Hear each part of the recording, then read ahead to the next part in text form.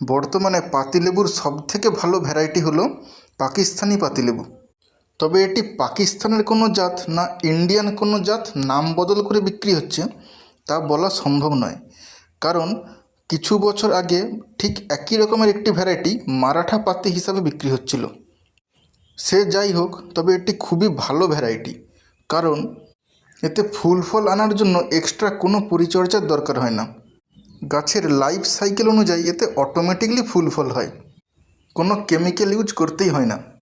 অন্যান্য লেবু গাছে যেমন ডালের অগ্রভাগে অর্থাৎ ডগার দিকে ফলন হয়, এতে কিন্তু পাতার গোড়াতেই ফলন হয়, যেমনটা আপনারা ভিডিওতে দেখতে পাচ্ছেন।